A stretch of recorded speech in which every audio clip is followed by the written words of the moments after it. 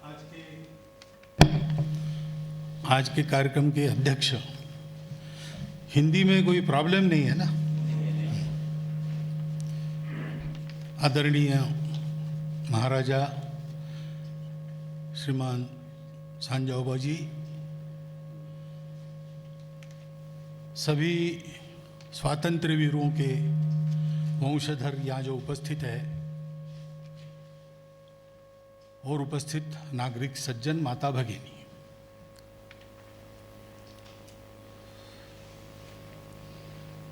हमारे लिए यानी हम मणिपुर वासियों के लिए और सब भारतवासियों के लिए ये बड़ा गौरव का विषय है कि स्वतंत्रता के लिए जिन वीरों ने अपने जीवन को समर्पित कर दिया,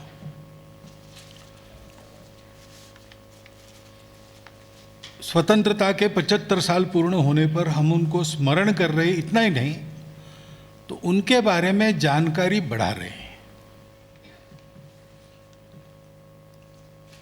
क्योंकि जैसे किसी व्यक्ति को उसके पिताजी की, दादाजी की इस्टेट मिल गई, उसने स्वयं कुछ नहीं किया, इस्टेट मिल गई, तो उस इस्टेट की वैल्यू क्या है, उसका इंपॉर्टेंस क्या है, ये उसके समझ में तब आता है जब उसके पिताजी ने, दादाजी ने वो इस्टेट प्राप्त करने के लिए कितना परिश्रम किया, ये उसको मालूम होता है। हमको स्वतंत्रता मिली, 75 वर्ष हुए। अब तो स्वतंत्रता के बाद जन्मी हुई जनरेशन अपने देश में है, तो उनको पता ही नहीं कि आज हम जिस स्वतंत्रता का उपभोग कर रहे हैं उसको पाने के लिए हमारे पूर्वजों ने क्या क्या किया, उनको कितना करना पड़ा, कितना कुछ त्याग बलिदान देना पड़ा।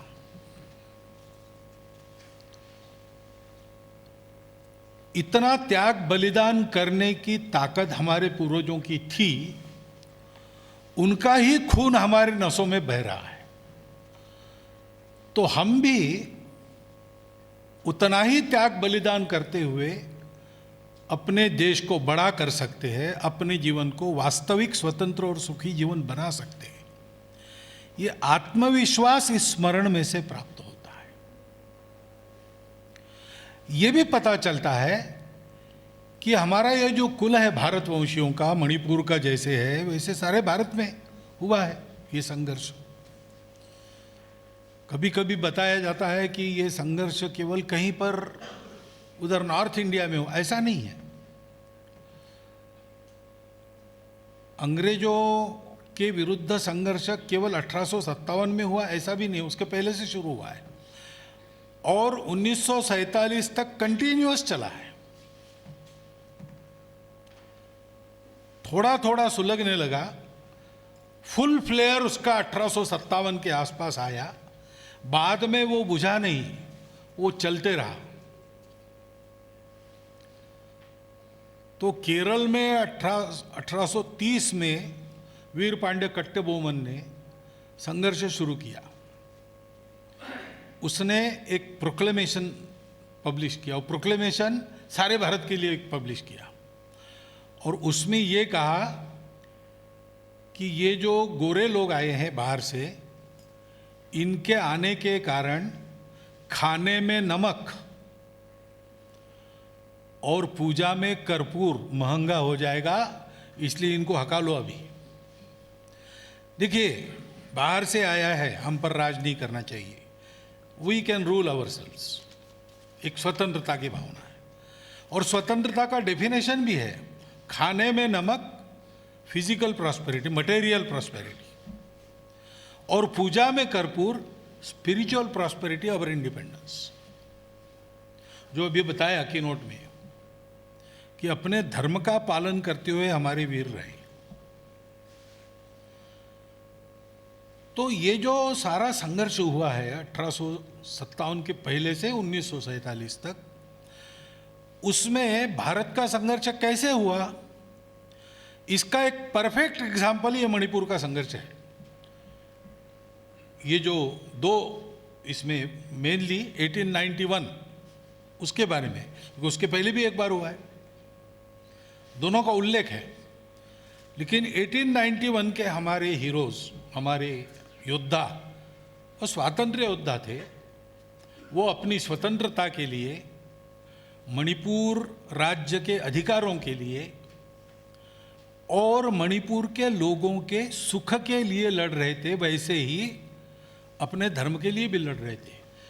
लड़ाई के पहले वो जैसे रहे, जब लड़ाई नहीं थी तब अंग्रेजों से जैसा व्यवहार किया, जिस कारण से लड़ाई बनी उस कारण को जैसा उन्होंने समझा, लड़ाई के समय उनका जैसा व्यवहार रहा, वीरता का, दुष्टता का नहीं रहा, पशुता का नहीं रहा, वीरता का रहा।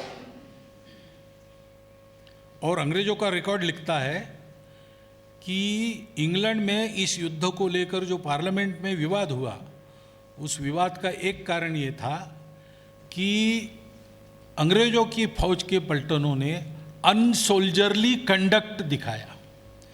हमारे वीरों ने थोड़े होते हुए भी अनसोल्जरली कंडक्ट नहीं दिखाया और युद्ध में विजय प्राप्त होती है, पराजय भी प्राप्त होता है। तो जैसे गीता कहती है, सुख दुखम समय कृत्वा लाभा लाभौ जया जयो,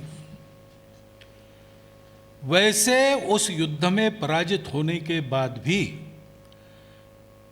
यहां जब जेल में थे, जब ट्रायल चला, जब पनिशमेंट्स डिक्लेयर हुई, बाद में बहुत लोगों की पनिशमेंट मीट आउट हुई। 4 लोगों को तो फांसी दे ही दिया, 5 लोगों को, बाकी लोगों का थोड़ा कम हो गया, लाइफ इम्प्रिजनमेंट, काला पानी भेजा गया। वहाँ पूरे इसमें जो कंडक्ट रहा और वापस आने के बाद का कंडक्ट रहा, डिटेल तो नहीं है लेकिन जो इंडिकेशन मिलता है अवेलेबल इंफॉर्मेशन से, वो इंडिकेशन कहता है कि हमारे लोगों का व्यवहार पूर्णतः हमारी धर्म संस्कृति परंपरा के अनुकूल था, वेरी डिग्निफाइड था, मनुष्य के जैसा, स्वाभिमानी मनुष्य के जैसा था। तो उस परिस्थिति में भी उन्होंने अपना आचरण नहीं छोड़ा, अपने तत्व की भूमिका पर स्थिर रहे। उसके फलस्वरूप मृत्यु मिला तो मृत्यु को हंसते हंसते स्वीकार किया। काला पानी जाना था, काला पानी गए, वापस आए, यहां आने नहीं दिया, कुछ कर नहीं सकते थे, शक्ति नहीं थी, तो वृंदावन में रहे, राधा कुंड में रहे। त्रिपुरा में एक बाद में वापस आ गए, वहां उनका एक नदी के किनारे अंत्य संस्कार हुआ, लेकिन खबर यहां देर से आई तो यहां के विधि के अनुसार उनका एक पलाश वृक्ष की ब्रांच रखकर उसका अंत्य संस्कार हुआ, ऐसा वर्णन मिलता है। तो हम लोग केवल, हमको बाहर का कोई नहीं चाहिए, केवल इतना नहीं, हमारा अपना कुछ है, उसके प्रिजर्वेशन के लिए हम लड़े। स्वतंत्रता हमारी केवल तंत्र को लेकर बात नहीं थी, स्व को लेकर भी बात थी। हम भारत के लोग हैं, भारत के हर प्रांत के, हर भाषा के, हर जाति के लोगों का एक स्व है जो हम सबको जोड़ता है। तो भारत का व्यक्ति सेक्युलर अलग और रिलीजियस अलग ऐसा नहीं होता है, वो धार्मिक होता है। सब कुछ शाश्वत तत्वों के आधार पर चलता है। भौतिक जीवन भी श्रद्धा के आधार पर चलता है, धर्म के आधार पर चलता है। वैसा ही व्यवहार हमारे सब लोगों का रहा और बड़ा वीरतापूर्ण व्यवहार रहा। पार्लियामेंट में जो हंगामा हुआ इंग्लैंड के, उसका एक कारण ये भी बताया गया है, ये वहाँ छपा है, वहाँ के रिपोर्ट्स में आया है, वो इसमें भी, पुस्तक में भी है।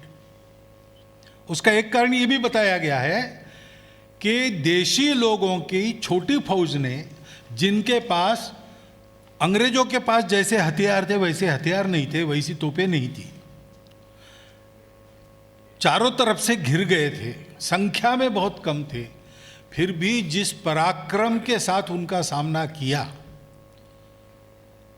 तो कॉन्फिडेंस में भी कमी आई अंग्रेजों की। तो उन्हें कैसा पराक्रम दिखाया होगा, आप कल्पना कीजिए। ऐसे पराक्रमी पूर्वजों के हम वंशज हैं। हम अपने पूर्वजों को स्मरण करते, अपने शहीदों को, हुतात्माओं को स्मरण करते, तो हमारी कृतज्ञता तो प्रकट होती ही है और होनी ही चाहिए। अपने यहाँ पर एक शब्द है श्राद्ध, धर्मविधि है।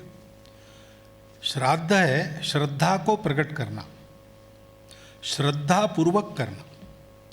हमारे पूर्वजों के प्रति श्रद्धा है, क्योंकि वो श्रद्धास्पद जीवन के धनी लोग हैं। मैं महाराष्ट्र से आया हूं, मैं डायरेक्ट डिसेंडेंट भी नहीं हूं, मणिपुरी भाषा नहीं जानता, मणिपुर में 8-10 बार आया हूं, बस इतना ही है। लेकिन यह पुस्तक पढ़ने के बाद मुझे भी मन में उन शहीदों के प्रति एक श्रद्धा का, गौरव का अनुभव होता है। और ऐसा मणिपुर भारत में है, इसलिए भारत का भी संबंध उनसे है, इसका आनंद होता है। ये हमारी उनके प्रति श्रद्धा है। उस श्रद्धा के चलते हम उनका स्मरण करते, ये बात तो ठीक ही है। लेकिन उनका जीवन, उनका परिश्रम, उनका युद्ध, उनका त्याग, उनका बलिदान, ये हम सब लोगों को आज हमने कैसा जीना चाहिए, इसका पथ प्रदर्शन करता है। हमको वैसा ही जीना है, इन्हें हाथ में हथियार लेके किसी से लड़ाई नहीं करनी है, लेकिन वैसा ही स्वाभिमान हमारा होना चाहिए। अगर हमारे स्व को, हमारे स्वतंत्रता को, हमारे धर्म को, संस्कृति को कोई हाथ में ऐसे साधन लेकर डराता है, तो उसके प्रतिकार में हमारा शौर्य वैसा ही होना चाहिए। हमारे मन में भय नहीं होना चाहिए। संख्या भले ही हमारी थोड़ी हो या ज्यादा हो, हमारा त्याग बलिदान वैसा ही होना चाहिए। और ऐसा सब करते समय हमारे उन पूर्वजों का कैसा मन था, वो आप कंडक जितना उपलब्ध है उतनी जानकारी भी देखेंगे, आपको ध्यान में आएगा कि इन सब बातों के लिए अंग्रेजों से उन्हें लड़ाई की, शरण नहीं गए, टूट गए लेकिन झुके नहीं। लेकिन उनके मन में द्वेष नहीं था, उनके मन में शत्रुता नहीं थी। गीता का ही जो वचन है, युद्धस्व विगत ज्वरा, ऐसे उन्होंने लड़ाई की। हम भी विगत ज्वर होकर ठंडे दिमाग से परिस्थिति का पूर्ण आकलन करते हुए अपने जीवन में उसी प्रकार के त्याग को प्रकट करते हैं, उसी प्रकार की निर्भयता को प्रकट करते हैं, शौर्य पराक्रम को प्रकट करते हैं, उसी प्रकार के एक डिग्निफाइड व्यवहार को प्रकट करते हैं, अपने देश धर्म के प्रति उसी प्रकार आत्मीयता को प्रकट करते हैं। तो हम, हमारे देश को हमारे पूर्वजों के कारण, उनके त्याग बलिदान के कारण स्वतंत्रता मिली। उनसे पाठ पढ़कर, उनका अनुसरण करते हुए हम लोग ऐसा पुरुषार्थ करेंगे तो हम अपने देश को विश्वगुरु बनाएंगे। ये संकल्प हमने करना चाहिए। 75 वर्ष हमारी स्वतंत्रता को हो गए। हमारे साथ इस्राएल भी स्वतंत्र हुआ, हमारे साथ जापान भी दूसरे महायुद्ध से मुक्त होकर आगे चला, हमारे साथ चीन भी चला। 1948 के ये सब लोग आए। इस्राएल क्या था? रेगिस्तान, कुछ होता नहीं था। इस्राएल में जो लोग आए थे, इस्राएल बनाने वाले, वो सब अपना घर बार स्टेट छोड़कर दूर से वहां आके बैठ सकते। उनके पास सेना नहीं थी, कुछ नहीं था, कुछ नहीं था। रेगिस्तान में खेती करनी थी। और जिस दिन उन्होंने अपने स्वतंत्रता का घोषणा पत्र जारी किया, घोषणा की, उस क्षण 8 देशों ने उन पर हमला किया और आगे 30 साल उनको 5 लड़ाइयां लड़नी पड़ी। फिर भी आज वो कहां है? रेगिस्तान का नंदनवन बन गया है। सारी दुनिया में उनके सामर्थ्य की धाक है। मिलिटरीली भी बड़ा स्ट्रांग इस्राएल बना है। तो सब प्रकार से एक वैभव संपन्न राष्ट्र का उन्होंने निर्माण किया। जापान भी दूसरे महायुद्ध में उसकी सारे उद्योग एटम बम से बेचिरा हुए थे, 2 बड़े शहर ध्वस्त हो गए पूरे। अमेरिका के वर्चस्व में कुछ साल चलना पड़ा आगे। फिर भी आज जापानी कुछ काल तो देश के दुनिया के बाजारों का राजा बना था और आज एक प्रगत राष्ट्र है। चीन को तो हम देख ही रहे हैं। 48 का जो चीन था, कितना बड़ा विस्तार उसने अपने भूमि का कर लिया, कितना बड़ा उसका आर्थिक सामर्थ्य है। मिलिट्री से हमसे शत्रुता करता है, लेकिन है तो बड़ा, कुछ तो परिश्रम किया ही है। हम 75 साल में वैसा क्यों नहीं कर पाए?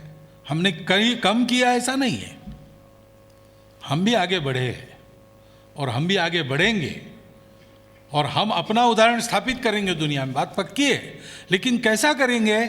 अभी तक जैसा किया, हमको अपनी चाल बदलनी पड़ेगी, हमको गति बढ़ानी पड़ेगी। वो कैसे होगा? हमारे स्वतंत्रता के लिए जिन लोगों ने अपने सर्वस्व का होम कर दिया, अपने स्वार्थ की होली जला दी, त्याग किया, बलिदान किया, और ऐसा करने के बाद भी मन से वो किसी के दुश्मन नहीं बने, विश्व बंधुत्व का हमारा जो स्वभाव है उसको बिना छोड़े उन्होंने ये सब किया। उसी प्रकार, उसी त्याग, बलिदान, बंधुत्व की भावना के आधार पर उसी प्रकार का पुरुषार्थ, पराक्रम दिखाते हुए, अपने स्व का विवेक रखते हुए, हम सब लोग विविधता भरे इस देश के सब भाषा भाषी, सब प्रांतों के, सब जाति वर्गों के, सब पंथों उपासनाओं के लोग मिलकर वैसा चलेंगे तो हम अपने देश को विश्वगुरु बनाएंगे। और फिर से, बहुत दूर नहीं, लेकिन ऐसा हम करेंगे तो अपने स्वतंत्रता का 125 वर्ष, उस समय जब हमारे इन पूर्वजों की हम फिर से याद करेंगे बड़े पैमाने पर, याद तो हमको प्रतिक्षण करना चाहिए, एक क्षण भी उनको भूलना नहीं चाहिए, लेकिन समारंभ पूर्वक 100वें में याद करेंगे, तब हम उनके स्मृति को श्रद्धापूर्वक नमन करेंगे, अपनी श्रद्धांजलि देंगे और मन में ही मन अपने पूर्वजों को नम्र निवेदन करेंगे कि हे महापुरुष, आपके त्याग पर हमारा जीवन खड़ा हुआ, उस जीवन को हमारे त्याग पुरुषार्थ से हमने आपका नाम सारी दुनिया लेगी, इतना समर्थ देश भारत को बनाकर हमने खड़ा किया है। कृपया आप आइए और ये हमारी वास्तविक श्रद्धांजलि स्वीकार कीजिए। ऐसा हम आह्वान कर सकेंगे। ऐसा संकल्प लेके आज से हमको आगे चलना चाहिए, इसकी आवश्यकता है। उसकी प्रेरणा देने वाला ये पुस्तक बना है। मैं ये पुस्तक बनाने वालों का अभिनंदन करता हूँ।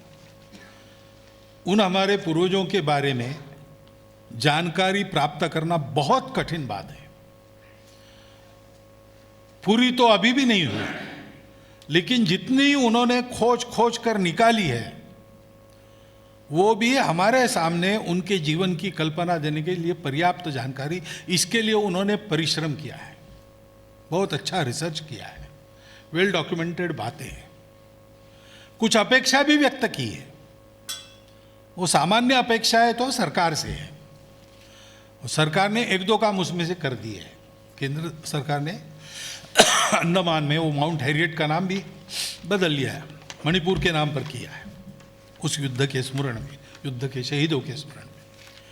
वो काम सरकार करेगी, धीरे धीरे होगी। सरकार हमेशा धीरे चलती है, वो जल्दी चल ही नहीं सकती। लेकिन समाज को जो करना है वो समाज कर सके, इतनी प्रेरणा इस पुस्तक से ज़रूर मिलती है। मैं अनुरोध करूँगा, ये अंग्रेजी में छपा है क्योंकि रिसर्च है, आजकल सारा एकेडमिक हमारा डिस्कोर्स अंग्रेजी में ज़्यादा चलता है, लेकिन इसको मणिपुरी में भाषांतर करना चाहिए और इसको हिंदी में भी भाषांतरित करना चाहिए।